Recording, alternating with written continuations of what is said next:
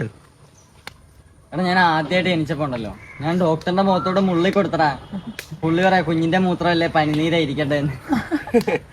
എന്താടാ എടാ ഇവിടെ ഇത്ര നേരം വാബിളി ചെന്നിട്ട് ഞാൻ പറഞ്ഞ ഫണ്ണി സ്റ്റോറി നീ കേട്ടില്ലേ? അളിയാ ഫണ്ണി എന്ന് പറയണ്ട, സ്റ്റോറി എന്ന് പറഞ്ഞാ മതി. നിനക്കെന്താ ഒരു കാര്യം ഒരു വട്ടം പറഞ്ഞാൽ മനസ്സിലാവത്തില്ലേ? എടാ നിനക്കൊക്കെ ഒന്നുകൂടി പറഞ്ഞെന്ന് വെച്ചാ എന്താ, വെറുതെ വാ തുറന്ന് പറഞ്ഞാ പോരെ? മാസം റീചാർജ് ഒന്നും ചെയ്യണ്ടല്ലോ. എടാ അതുകൊണ്ടല്ലടാ, നിനക്കൊരു പ്രസൻസ് ഓഫ് മൈൻഡ് ഇല്ല. നിന്നോട് ഇത്രയും വർഷം ഞങ്ങൾ എല്ലാ കാര്യവും 2 പ്രാവശ്യം പറഞ്ഞ സ്റ്റാമിന ഉണ്ടായിരുന്നെങ്കിൽ നമുക്ക് വല്ല വടംവലി മത്സരം കളിച്ച് ജയിക്കായിരുന്നു. എടാ എനിക്ക് ഒരു തവണ പറഞ്ഞാൽ ഓക്കെയാണ്, പക്ഷെ എനിക്ക് ഒന്നുകൂടെയും ചോദിക്കുമ്പോഴേ ഒരു ക്ലാരിറ്റി ഉള്ളൂ. അതെ അതൊന്നും അല്ലടാ, നിന്റെ ശരീരം ഇവിടെ മനസ്സിൽ നിന്ന് ഉച്ചയ്ക്ക് കഴിക്കാൻ പോണ മീൻ വറുത്തയിലുമാണ്. അത് നീ ഒന്നിച്ചാക്ക്. എടാ നീ മീൻ പുറത്തുണ്ടോടാ വീട്ടില്? ഇത് ഞങ്ങളെ മുടിയുടെ വിശക്കുന്നതാ.